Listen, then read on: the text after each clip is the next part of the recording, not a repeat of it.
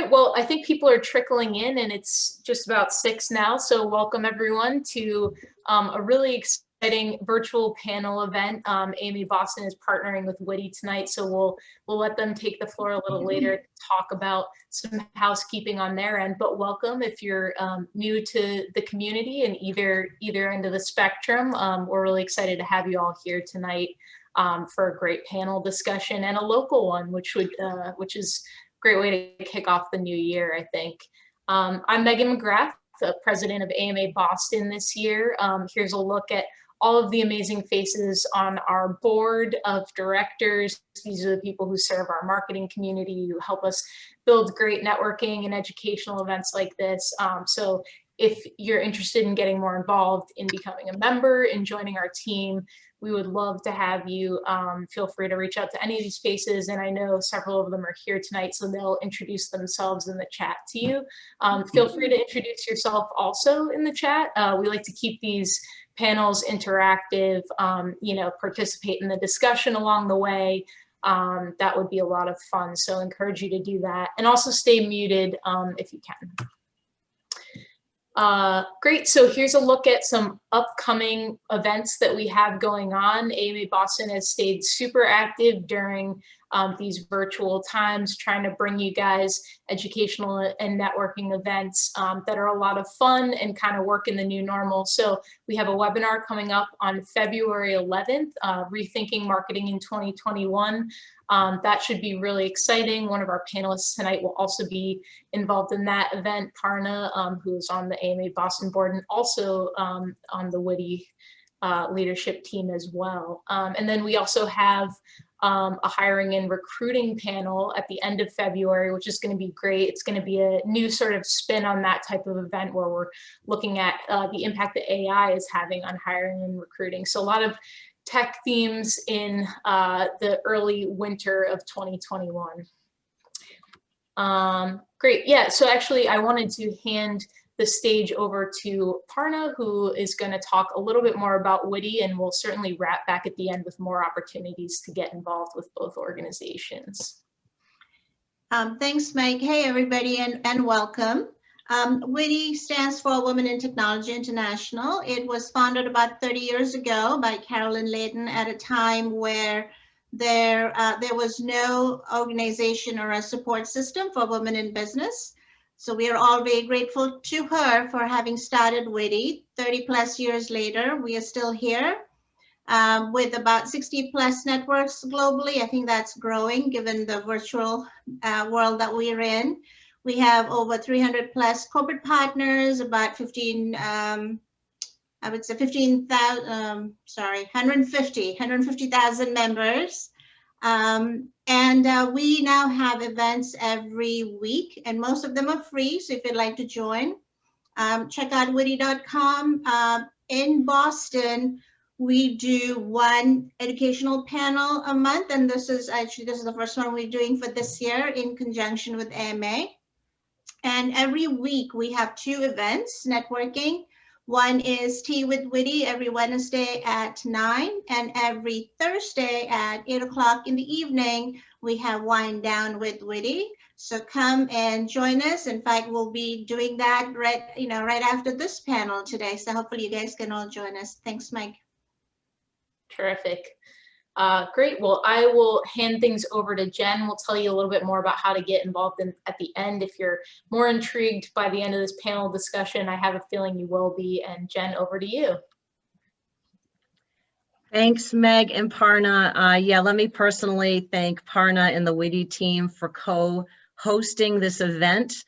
We are talking about innovation and technology, so we want to make sure that we are opening up our event to as many people as possible. So whether you are an AMA member here in Boston or one of our sister chapters around the country, a member of WITI, or maybe you're a crasher, because we love our guests, we are really grateful that you are here. If you can, for now, just leave your mic muted so that we can focus on our 3 panelists. We're going to talk for about 35, 40 minutes, and please post a ton of questions. What we love about what we do in our events is a lot of people start talking with each other. That's what we want you to do. Maybe you have a different opinion and you want it voiced. We'll have some time for Q&A at the end. We wish this were a longer conversation, but we want to make sure we get the opportunity of our panel to chat. And again, please tweet, chat. We've got a couple of different hashtags that both WITI and AMA Boston love to use, and please use those for sure. Before I start to let the panelists introduce themselves, why are we talking about the importance of this Boston marketplace? Well, you know, as the panelists and I were starting to talk, Boston has been on the list, top lists of innovation, technology, startups for decades. And we know that even recently in December, the Boston Globe had a great article, which I'll post in the chat, that said, you know, Moderna just emerged on the stage this year. There are thousands of Modernas across Massachusetts and across our New England sister states that are leading in nearly every industry. And there are lots of reasons why, and we want to talk about that today. But that also means we have great innovation and technology leadership in this marketplace, and we've assembled three that we think are really going to provide some very interesting perspective. And we also know that many of you work at some of these companies, and we want to start to build this community of marketers and innovators and technologists that are really leading in the pack. So let's flip to the next slide so we can let the panelists introduce themselves, and then we'll get into a really nice, rich discussion. So Maddie, I'm going to punch it over to you first to introduce yourself, and then Parna and Jeff can do the same.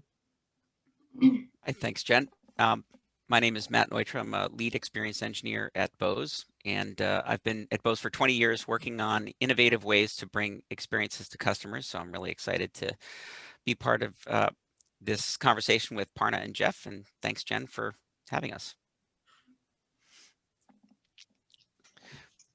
Hey, I'm Parna again. So I am the founder of Branded Buzz Marketing and have been in the tech world, I feel, forever. Have had the opportunity of working and learning from a ton of awesome entrepreneurs and innovators. And I'm really looking forward to chatting with my peers today. Great. Thank you, Parna, and good to see you again. Parna and I had the pleasure of working together a few years ago, and it's nice to collaborate at an event like this. My name is Jeff Beam. I'm the Chief Marketing Officer at Formlabs. I am a technologist turned marketer. I actually have a computer science degree from Tufts. Jen and I overlap there, so lots of connections here. And then went on to get my MBA at BU and have moved more from product management and product into more marketing roles, and now currently lead marketing at Formlabs in the 3D printing space. Thanks, everybody. Let's remove those slides so we can see their faces up close and personal. Oh, we've got a great crew today. Thank you, everybody, for coming. So let's kick off and talk selfishly about Boston first. Why do each of you really see that Boston continues to be a leader in these areas? What makes Boston special and unique as a marketplace, as an environment, as a creator of innovation? And I'll let Parna kick it off tonight. Sure. So when I came to Boston many years ago, my husband was at MIT. When I landed in Boston and we were coming through, you know, the tunnels and stuff, and I was like, this is Boston? Like, really? It feels like Calcutta in India. It feels like Calcutta. You took the wrong bridge. You must have taken the wrong bridge. Anyway, so that was my introduction to, and then when I came here, and my first thing to my husband was like, oh, I gotta go see Walden Pond. And everybody was like, how do you know about Walden Pond? Anyway, so so I would say since then, that was the introduction to Boston, and of course MIT. But you know, having spent so many years here and pretty much my career, I would say Boston is definitely, you know, one of those unique cities that has the perfect mix of, you know, tech companies. It has the infrastructure to support startups and innovators.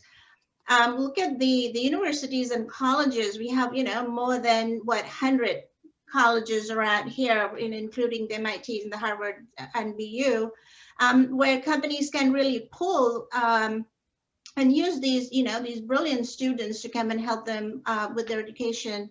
And as the team and we were just talking, if you look at the healthcare side, Boston is the mecca of medicine. Like, this is where people come, for treatment. This is, look at Moderna and what they're doing.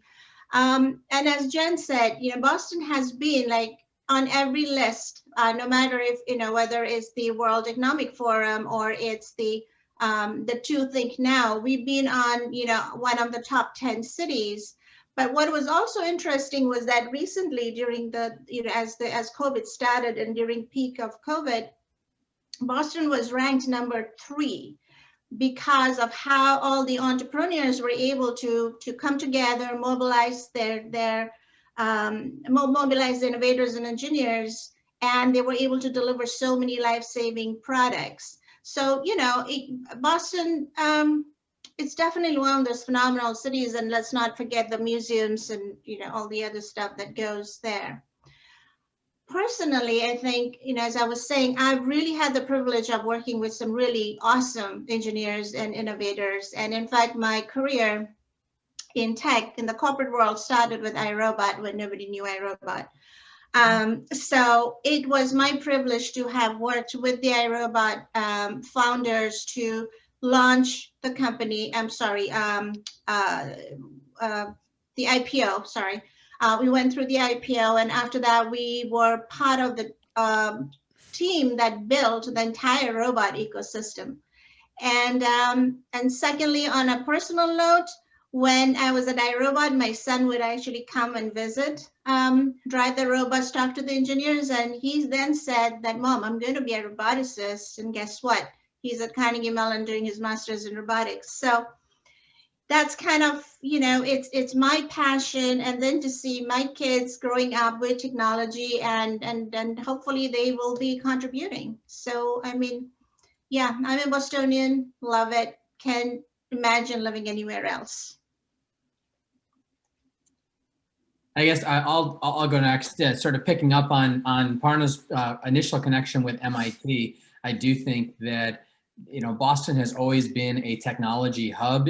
Many of the very earliest technology innovations back to the days of digital equipment and Data General, and some of the very early tech companies were here in Boston, and ended up sort of starting this trickle-down effect of people coming out of those companies, founding and starting other great companies, coming out of the university, out of the labs. I live only a few minutes away from the MIT Lincoln Labs, which is a great sort of innovation center.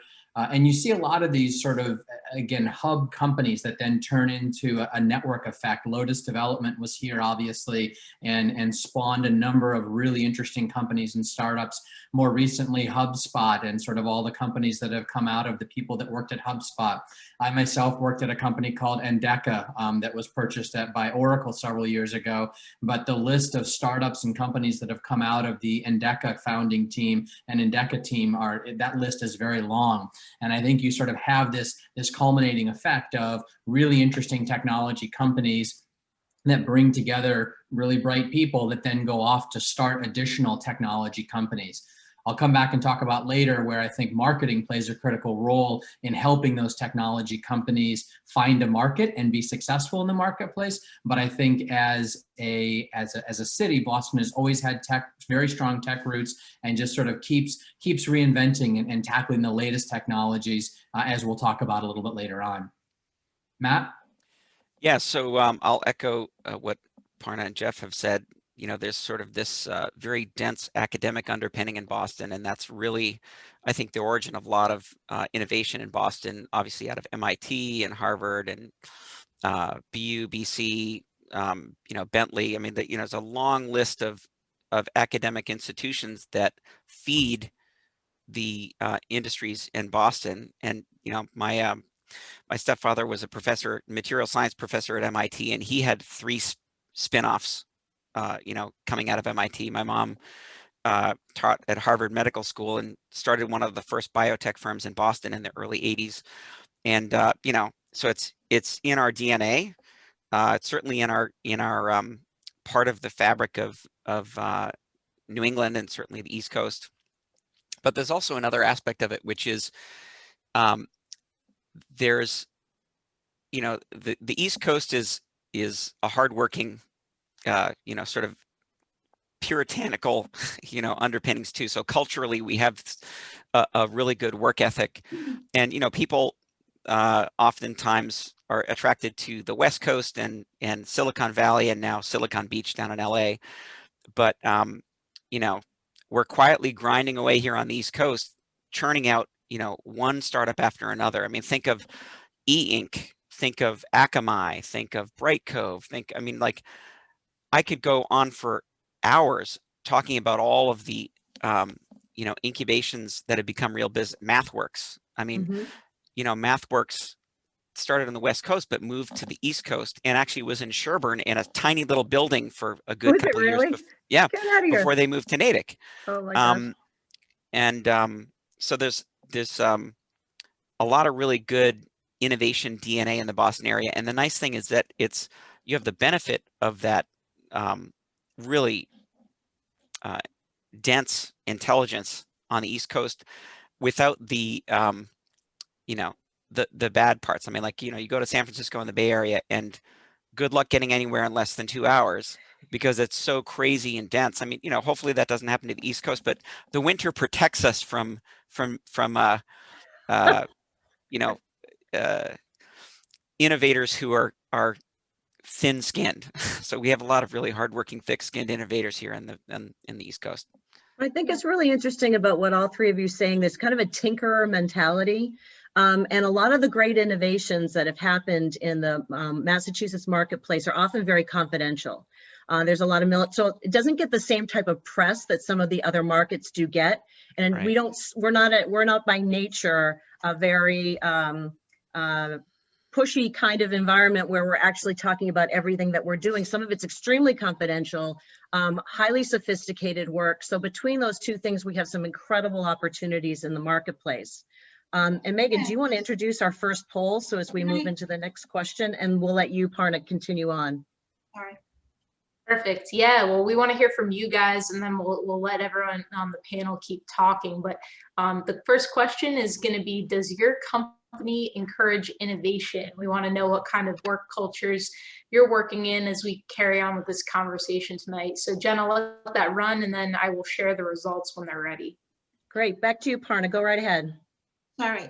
You know, so we've talked a lot about the different companies and the startups, but I also want to acknowledge the ecosystem that we have in Boston. You know, it's everything from CIC or Startup Grind, or there's so many different organizations that that's helping entrepreneurs, that are guiding you know, engineers and designers and people coming up. I think that is such an amazing support system, whether you're an entrepreneur or you are, you know, a startup or whichever industry you are in. I mean, I also look at Mass Robotics. I was just talking to the founder of, a co-founder of Mass Robotics, and that's like a huge community to just support the companies that are in the robotics business. And they have also now started bringing in high school students, you know, so they've kind of expanded to bring in the STEM support as well, and making sure that that we have the future engineers are also coming out of the local community as well as their girls, and not just, you know, the whole women in tech issue that we lined up with. So yeah, I mean, Boston has, it's just an amazing city to be in. So we're all in the right place. I love that. So, you know, so as you're all seeing, you're all involved based here in the Boston area, but obviously have a purview across the country and the globe. What are you seeing as the new innovations and technologies that are really starting to drive the marketplace, either in terms of new product innovation or in terms of changes in the way people think? Matt, do you want to kick off with that? We'd love to hear what you are seeing as what's hot and new. Sure. So at my role at Bose, I work on the technology behind all of our retail experiences and also work on innovation and incubations. And so I'll start with sort of on the marketing side. You know, COVID has sort of thrown everybody into a little bit of a tailspin in terms of sort of retail experience. You can't touch anything, you can't go anywhere. And so a lot of things have bubbled up to the surface as a result. And so immersive media, augmented reality, virtual reality, and oddly enough, immersive audio, which is something that I'm spending a lot of time focusing on. So because you can't go to a concert anymore, you can't go to the theater anymore, people are finding innovative ways to bridge the gap between, you know, experiences that you would normally go and physically see and, you know, the home. And so it's accelerating a lot of things that have been bubbling around for, you know, bubbling up for some time. VR has had many waves of, you know, supposed, you know, market readiness, and it keeps on dipping down into the trough of disillusionment in the hype cycle. But this time, I think augmented reality and virtual reality are really the mechanism for retailers and marketers to connect with people in a non-traditional way. And, you know, that's especially true, you know, for, you know, think of Wayfair, for example, another, you know, local company that has been using augmented reality to put furniture in your house.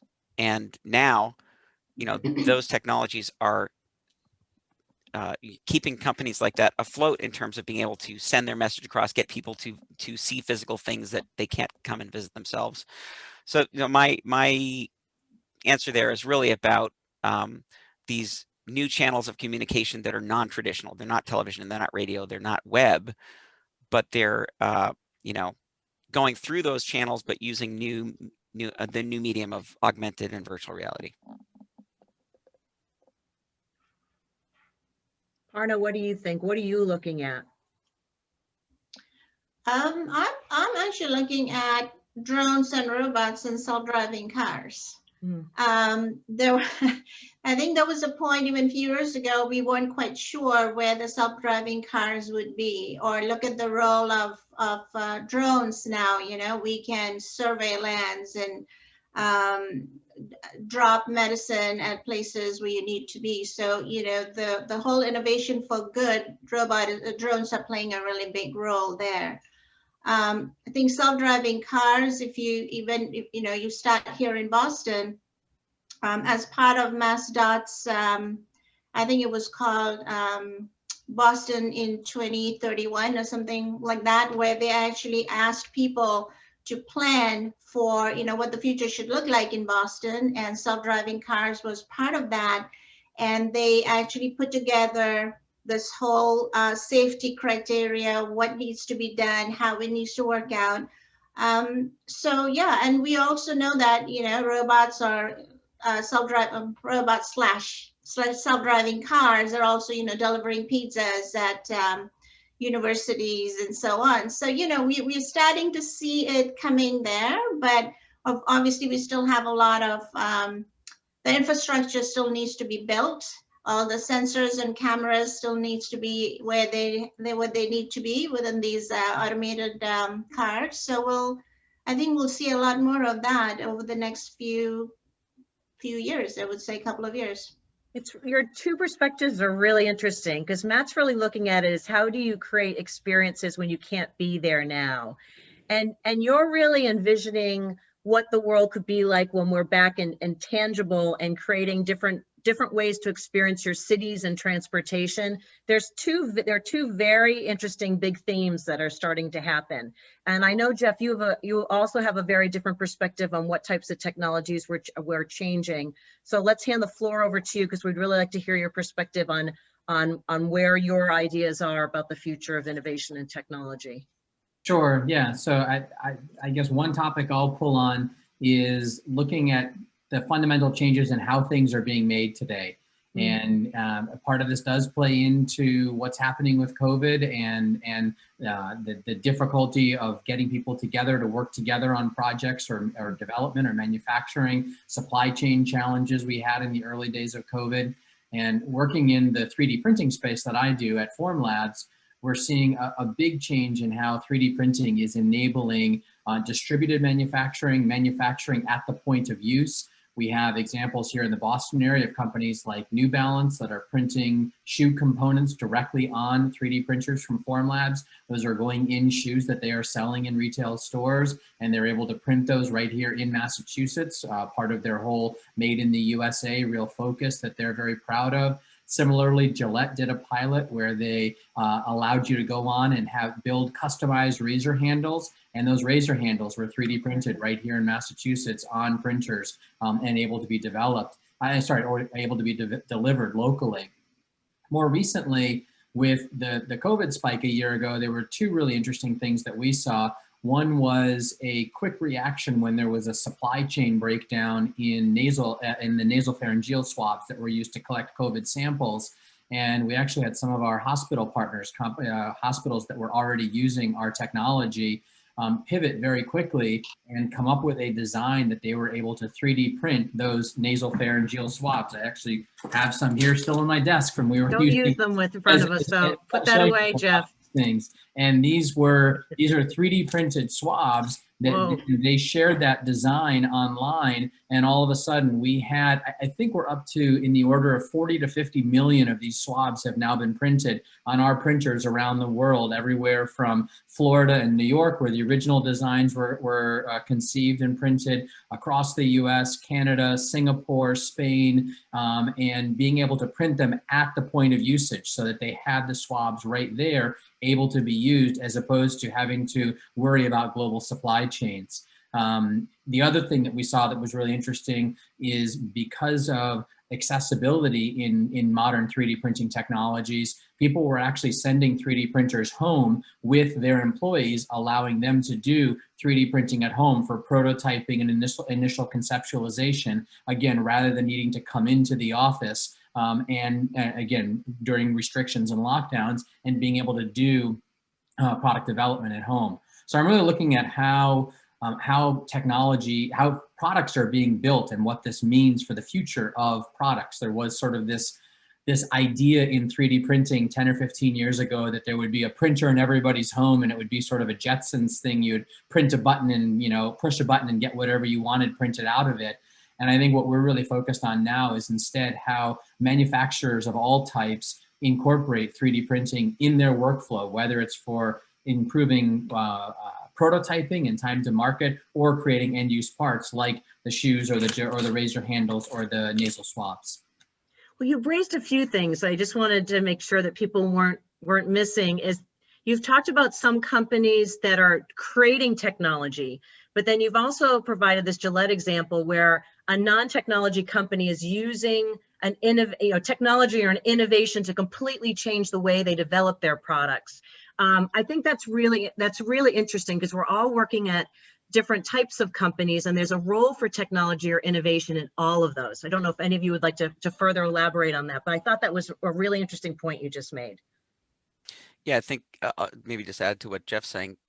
You know, this technology has enabled companies, well, certainly during COVID, to continue doing work at home, whereas, you know, 10 years ago, 3D printing something was a big deal and super expensive and inaccessible, and now it's not.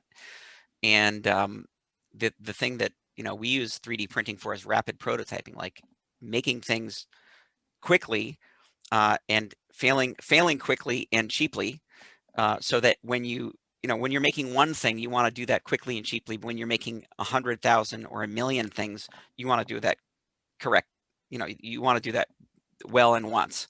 And so I think all of these technologies help us iterate ideas very quickly. So whether you're doing physical things like with, in Jeff's case, where you're taking apart, building it, and then failing with it to learn about its design and iterating as quickly as possible, or if you're doing something virtually and doing the same thing, like what does it look like to have the product on my desk or on my credenza or in my home, in the case of Wayfair with a chair.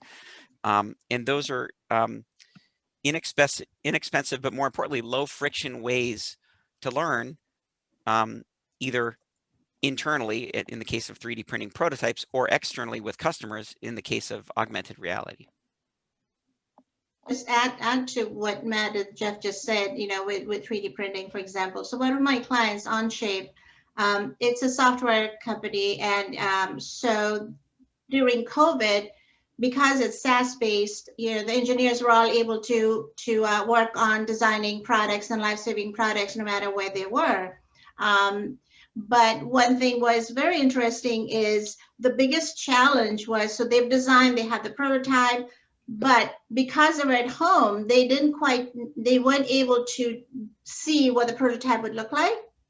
And one of the customers, actually, they decided that for every, that they were going to send a 3D printer in every engineer's house, so that, here they are innovating quickly to save lives, but the big bottleneck was, how do we build the prototype? So that has now become, for this company, like every engineer will have a 3D printer. And I can't even, a few years back, you couldn't even imagine that. And to kind of tell you about, so my son, I know I keep coming back to him. Great innovation. You did well, Parna. I did. But what was very interesting was that one day I saw somebody come to pick up face shields. And I was like, what is that? Apparently, he and a friend, they were making face shields at home, and the volunteers were picking them up for use in the hospital. So, and it was all done via 3D printers. I was like, I got to talk to Jeff about that. Technology has become so available to people now. Yeah, and the ability to pivot is, another benefit there. So a friend of mine, Sasha Samoshina at NASA, she's in charge of using virtual reality to visualize the surface of Mars and things like that. And her team and the team that she was working on pivoted at the beginning of COVID and they basically did a 2-week sprint to design and build respirators because there was a shortage of respirators. And there's a number of companies that have done that. And then one of the former industrial designers from Bose, who has his own place in design firm in Framingham, using trash bags and overhead projection transparencies, built face shield and body garb, basically an over the head PPE from found parts that you could get at the hardware store, and then was building thousands of these things, using a laser cutter to cut the right forms, and it's and he was able to iterate that. So he'd build 1, 2, 3 versions, and I think 5 versions. Then he got to the one that he liked and started to distribute that to hospitals. Yeah, we saw that with a lot of our customers. Another big market that Formlabs sells into is the dental market. And we have biocompatible resins for our printers, and you can print various parts that go in mouth. And we have a number of big dental labs that in the early days of COVID, obviously a lot of dentistry work was cut back and a lot of people weren't going to their dentists. And these labs actually were able to pivot very quickly. And instead of printing dental parts, they started printing nasal swabs instead. And again, joined in the fight and were able to pivot and use the exact same printer that they had been doing to create bridges or crowns or other surgical guides for dental work. And instead we're printing nasal swabs. And I think this speaks to, again, technology versatility and the importance to look at, how can this technology be applied to problems that I have. Prior to being in the 3D printing space, I spent a lot of my time working more in the data and analytics space. And I was always out marketing data and analytic technology, but as a marketer, also appreciated the value that data and analytics technology can bring for me. And I'm old enough to remember back when marketing was way more of an art than a science. And now it is so much more of a science, because you're able to use data and analytics to solve the problems that you as a marketer want to understand in terms of how to best do your job and where to focus. And so I think it's critical to look at these new technologies and figure out how could my business leverage this? What could we do in order to meet our goals or meet our changing customer needs, whether that's applying 3D printing technology or augmented reality or robotics or data or any of these areas. Yeah, and also if you look at, just during COVID, there were companies who are still doing well and haven't had to go under because they were able to pivot. And companies that were not agile, could not pivot, are the ones that are still struggling to come out of, this whole the pandemic and the economic the downturn that we're seeing. But yeah, I mean, I don't think it's just marketing alone. It's every company, every business, whether you're a small business or a large business. If you cannot pivot and, to I think Jeff's point, leverage your technology to do something different that's going to be relevant at that time, it's hard to, you could be struggling. And I think the importance of data in marketing is something that's really also coming to the forefront now, because when you have physical retail locations and you're doing sort of broad sweeping broadcast type marketing, which is what people are used to and comfortable with, you have your Nielsen's and other mechanisms for capturing data in those traditional medium. But when you start to get into augmented reality and virtual retail, there's a different kind of metric that you're dealing with there and different data, but it's all really important because you're this is obviously the privacy concerns, but there's you're tracking customers in a very different way, and what you get out of those data determines how you respond to your customers differently. And data is becoming super important at retail, even more so. We're seeing a lot of retailers are, especially in the digital signage space. I deal a lot with the Best Buys and the Targets and so forth, and they use a lot of digital signage devices to drive these automated displays that you see at retail. And data analytics is at the top of the list of capabilities on those platforms, because the days of artful marketing, to Jeff's point, are really behind us, and now it's really data-driven marketing that's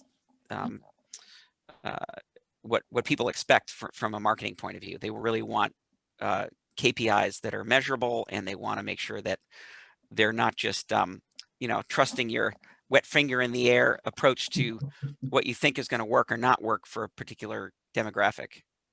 And sometimes that hurts innovation. So I'm actually dying to see the poll results, because some of us work at really innovative companies. Well, we've got a lot of people who are in innovation, but we have a lot of companies that have room for improvement. So I think this is really interesting. 15% no room for innovation.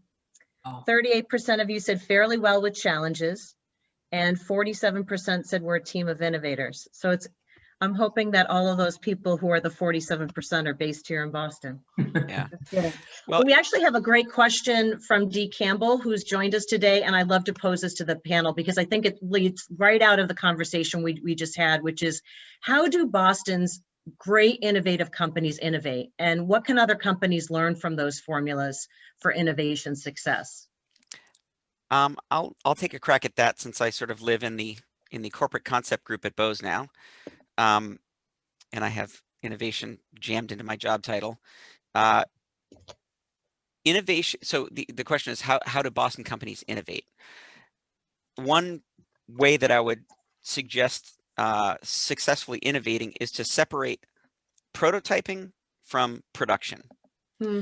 And the reason I say that is because if you are a production company, a company focused on making things, widgets, products, whatever, software, and you try to inject innovation into a production pipeline,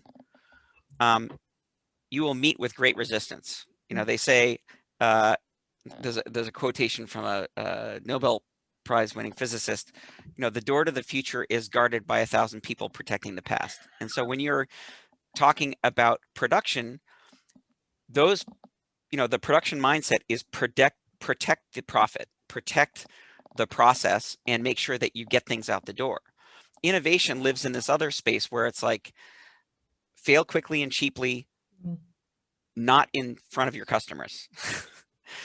And so to innovate, you have to have separation between church and state, between innovation and production, because without that separation, you have this internal friction that's rightfully there to protect the production process, protect the core of your business that's working, while still trying to build things that maybe will work or maybe won't work. Because most R&D, about 20% of R&D is maybe even less, sees the light of day, and 80% of it is, you're peppering the landscape with little innovation-shaped craters, right? Things that didn't work.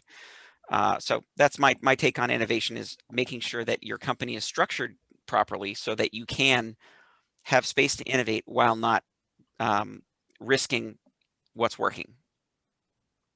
Another perspective I'll bring on this, I think I've worked at a number of very small innovative startups, and I think what I've seen in the successful ones, and I'll count Formlabs in that, is that it's often born out of an idea that comes directly from personal experience. And so I'll give a couple examples. Formlabs was started by our current CEO, Max Lebowski, and 2 other people that were learning about 3D printing technology actually at MIT, and saw a real need for high quality production grade 3D printing that was accessible, that could be used by the masses, that could be more affordable, that did not require special licensing skills and very high price tags or very large checkbooks. And so it was born out of a belief that there's a problem here and we can set out to solve it.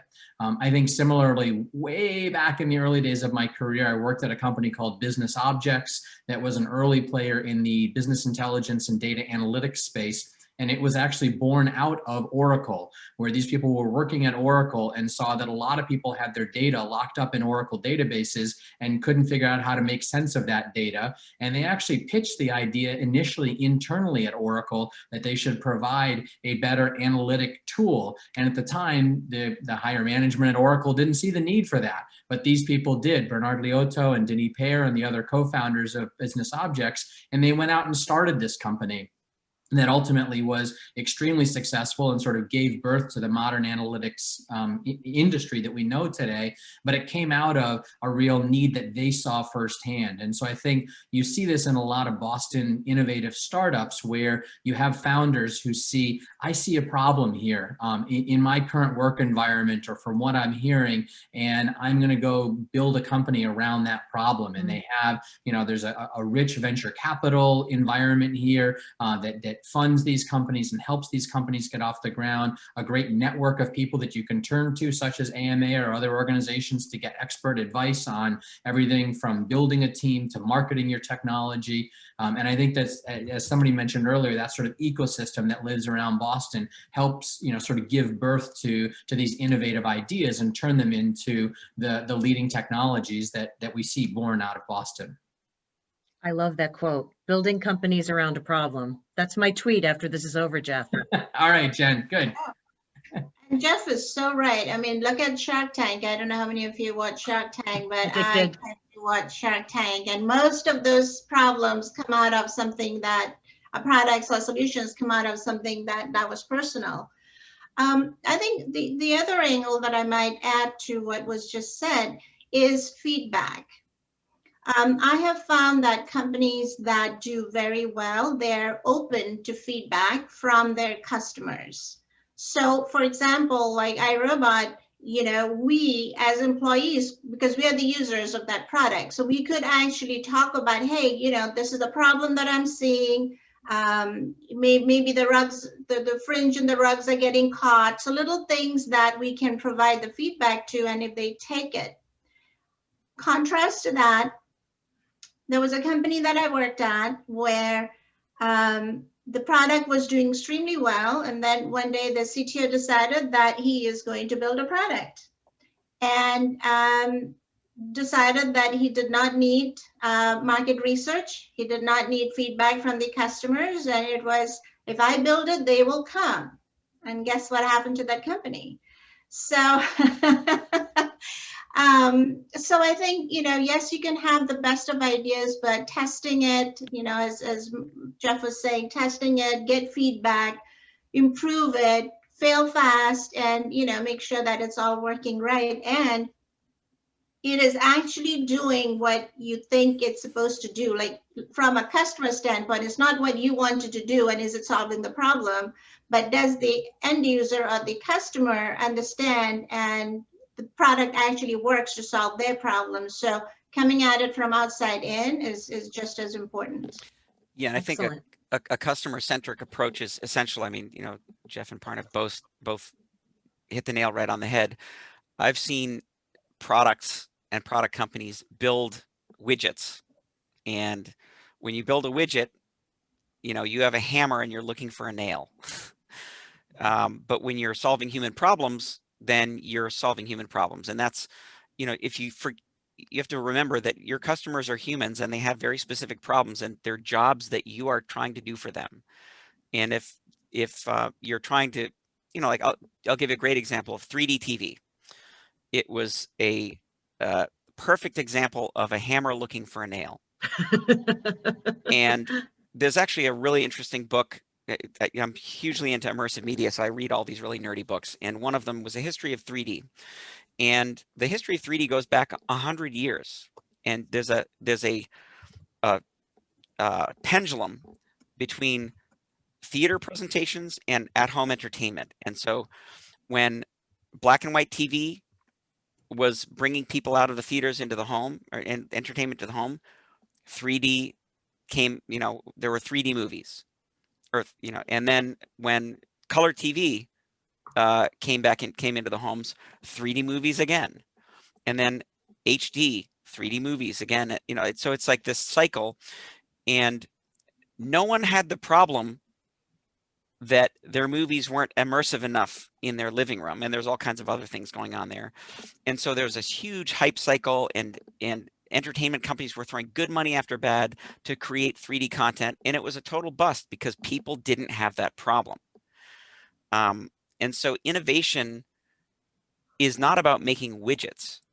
It's not about making a better widget. It's about identifying latent needs in humans and trying to solve those problems with tools. Maybe it's technology, maybe it's not, but it's with, it's solving human problems. So there's an aspect of innovation that's about making sure you're solving a real problem for people, because people are the ones who have wallets and take money out of their wallets to give it to you, a producer of solutions. And so innovation is not just about technique and process, it's really about having a good why, like why are you doing it? And I think that's really at the core of successful innovation versus just innovation. And it's really important to redefine that problem, or we're answering the wrong problem. And iterating the problem. So like, iterating. I have a perspective on what I think someone's problem is. And if I don't go out and do it very quickly and cheaply to, work with that potential customer and figure out what it is that they need, I may have a completely wrong perspective on what problem they have, and the problem I think I need to solve is totally different. So innovation also requires a lot of mental flexibility and neuroplasticity, so that you haven't started by painting yourself into a corner and focused on this thing that you think is the right thing.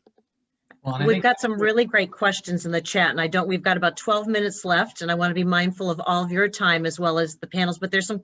Why should we stay on our agenda? Because the group, clearly the attendees have better questions. Megan, do you want to do the next poll question before we pivot a little bit? Dang. Let's see. So the next question is going to be on trends. Which trend do you think will become mainstream the fastest? Interesting to see what people think here. And that actually ties in with a couple of the next questions. We'll try to get to as many of your questions as possible. How do you think some of these new trends are going to help us achieve sustainability? I know technology for good is a really important area for Parna. You've talked about that in the past in many of your articles. We've talked a little bit about sustainable cities. I think that would be a very interesting topic for us to address next. Parna, would you like to kick off, since that's such a passion area for you? Innovation for good? Yes. Well, I think one of the things that, as we were all talking, when you come up with a technology and you talk about it just for the heck of it, it's like feature functions and it's all really good. But how is that technology going to help people? So half my career, I've worked in like software companies. And anytime you start there and you talk to the founder or the CTO or the tech people, they will like inundate you with like all these speeds and feeds of the product and why we are the best. But then if you dig in, and you'll find that these softwares are actually being used to create products that's either saving lives or is allowing you to do good. So as I was talking about Onshape, for example, it's a software company, it's a SaaS-based software company, and their technology is being used to help save lives. They're educating students. They're allowing the students who are studying remotely, being able to learn engineering, learn CAD. So we kind of go from, yes, it's a product, but we got to, as marketers, like we have to dig in to say, okay, great, you have your product, but what is it doing? Is it helping students learn in a remote environment? Is it helping the hospitals be able to use your technology? So I feel that after COVID, I'm hopeful that as people come up with more new ideas, that they will always think at the back of their mind, how is their technology going to help save lives or save the planet or make an impact? So it's not just the technology. And that kind of goes back to the, you know, how do you humanize technology? You know, nobody cares about software, like, yeah, great, you know, but if you can bring that to life with examples of people, do your storytelling, what have you, but show the impact, I think that is something we will see more companies doing, because we've all been impacted by COVID and we're all looking to find something good and how do we use technology to make lives better. I feel that that is something we will hopefully be seeing more of, and entrepreneurs will be thinking, that will be one of their top points as they look to build new products. That's my hope. I believe in it, Parna. Yeah, I think that, you know, again, there's a customer-centric view if you're thinking from a marketing point of view, but if you're thinking from an altruistic human point of view, technology, when applied well, should do certain things for society and certain things for people. And I think coming out of COVID, some of the technologies that have come to the fore, like Zoom and, you know, technologies that have really taken off and done well, have the potential for doing very specific social good in terms of accessibility to information and accessibility to technology. And, you know, one of the hot button topics for the next 4 years is going to be getting broadband to everybody in the United States, because at the beginning of COVID, there was a whole population left out of remote learning. Mm-hmm. And so, you know, if done well from a technology software point of view, then accessibility will be the outcome, and, you know, economic equity for learning and access to information and access to technologies that get you to information, I think will be a good outcome. Jeff, any final thoughts before I start to ask another question? And I'm dying to see the poll results as always. Yeah, no, I think Parna and Matt covered it well. I think there's a variety of ways of looking at, how this technology drives good. I think that's another factor for marketers to consider, back to Matt's comments and Parna's comments on the why of this. And that's certainly an aspect of it. Again, from a 3D printing perspective, we think about not only the benefits of the products that people are able to make, like the swabs, but also, again, reducing transportation costs and logistics costs by being able to print at the point where you need the product, as opposed to centralized manufacturing and distribution, which can, again, that can have a benefit right there that 3D printing can bring. So there's a variety of ways to look at that. And again, I think as marketers, that's a valuable aspect to look at. Yes. Wonderful. So Megan, what were the poll results? I'm dying to know what our attendees thought. Which trend will become mainstream fastest? All right, Matt, you've got a job for the next 20 years. But self-driving cars, space travel, it's pretty far off for those of us, but you never know. Get the people at MIT working at this along with the panel. But there are a lot of interesting innovations that are happening. These are only 3. And both of the, it's funny, all 3 of those things are really close. You know, it's like we can all have our opinions about it, but self-driving cars are happening. Yep. And space travel is happening, maybe not for the masses, but, and, you know, augmented reality is, it's all there. It's really right at the forefront of everything. Matt, just this week, 3 people are, they are each paying 55 million to go on SpaceX to the International Space Station. Wow. So yeah, we just need to have money, you know? And those are the economy seats too. No, first class on Emirates are special suites. Well, we have about 5 minutes left, and you know a question I'm going to ask. I mean, we've talked a lot about the technologies that you're seeing now and some of the companies that you think are doing really interesting things. What do you see, and what do you see as the next maybe 4 or 5 years, some areas that we haven't talked about that you see some trends that will be happening? Can I punt it to Jeff to kick off? Things that we haven't been talking about. I mean, we've talked about a lot of different technology areas, and obviously, again, one of the areas that I'm most focused on right now is how things are being made. And I think, you know, in the early days of 3D printing, it was primarily fairly simplistic plastics that were being used. And so the types of parts that you could create were fairly limited. And what we're finding now, as I mentioned already, is materials that are biocompatible. We have materials that can withstand incredibly high temperatures and can be used in, you know, in wind tunnel testing and very high forces. And I think the range of materials and what's possible with 3D printing technology is going to continue to expand drastically. We have a pretty big materials lab at Labs that is constantly pushing the envelope of what's possible there and where 3D printing technology will be used. I think some of the other areas that we've talked about today, though, of, again, the augmented reality and self-driving cars and space travel, I mean, there's a lot of interesting stuff on the horizon. And again, just to tie it all back for the marketers on the call, what's really critical for all of us is to keep thinking about, as Matt said, the why of this and why any of these things are going to be used and the audience that we're trying to serve and how they can use it. I'll kick it over to Parna to go next. Sure. So yeah, you're right. I think we talked about a lot of different things, but this might seem pretty mundane, but smart homes, you know, we've been talking about smart homes for a long time. And yes, we have our Alexas and we have, you know, what do you call the Ring and all of that. But I feel like we will probably have more innovation in our homes in the pretty near future. So if you think about, so Turtle, I don't know if you guys are familiar, but it's a little Roomba-like robot that you can put in your garden. It kills weeds, like it weeds your garden.